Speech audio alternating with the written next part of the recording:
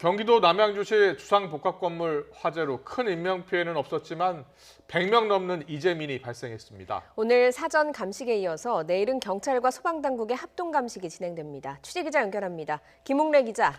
네, 김웅래입니다. 네, 오늘 사전 감식이 진행됐는데요. 확인된 내용이 있습니까? 네, 경찰과 소방당국이 오전 11시부터 조금 전까지 화재 현장에 대한 사전 감식을 진행했습니다.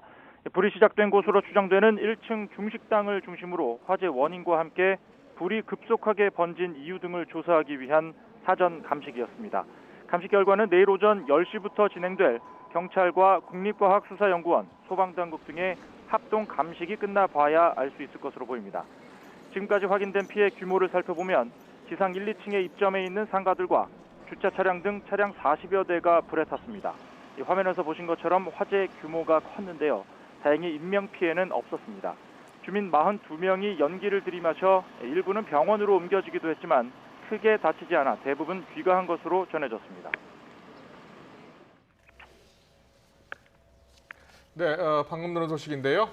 LG그룹과 SK그룹 배터리 영업비밀 침해 분쟁으로 갈등을 겪어왔죠. 소송전이 계속 이어졌었는데 네. 합의금 2조 원에 전격적으로 합의했다는 뉴스 속보가 들어와 있습니다. 예, 미국 바이든 대통령의 거부권 시한을 하루 앞두고 합의를 전격적으로 한 겁니다. 양사가 합의를 하면서 미국 투자금을 지켜내게 됐고요. 합의금은 2조 원으로 확정이 됐다는 소식입니다. 네, 관련 뉴스는 잠시 뒤에 취재기자 연결해서 좀 더 자세히 알아보겠습니다.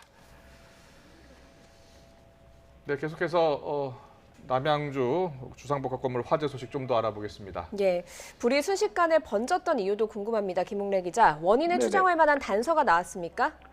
네, 어떤 단서가 발견됐는지 또 원인을 추정할 만한 정황이 있는지는 아직 확인되지 않았습니다. 다만 전문가들은 필로티 구조로 인해서 화재 초기 불이 확산했을 수 있다고 보고 있습니다.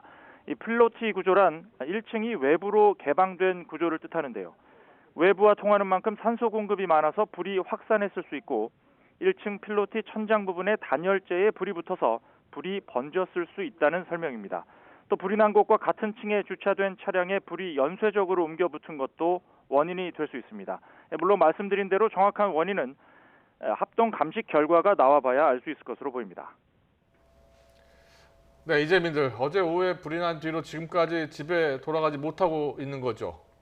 네, 피해 주민들이 인근 학교와 강당 등에 마련된 대피소에 머물고 있습니다. 이재민은 모두 50여 세대 150여 명입니다. 주민들은 어제 오후 4시 반쯤 불이 난 뒤부터 지금까지 집에 돌아가지 못하고 있습니다. 현재 소방당국과 남양주시청, 건설사 설비팀 등이 합동으로 주민 복귀를 위한 안전 점검을 벌이고 있습니다. 점검이 끝난 아파트의 일부 주민들이 순차적으로 복귀하고 있지만 배수관 점검에 시간이 걸려 주민 모두가 집에 돌아가기까지는 더 기다려야 할 것으로 보입니다. 지금까지 YTN 김웅래입니다.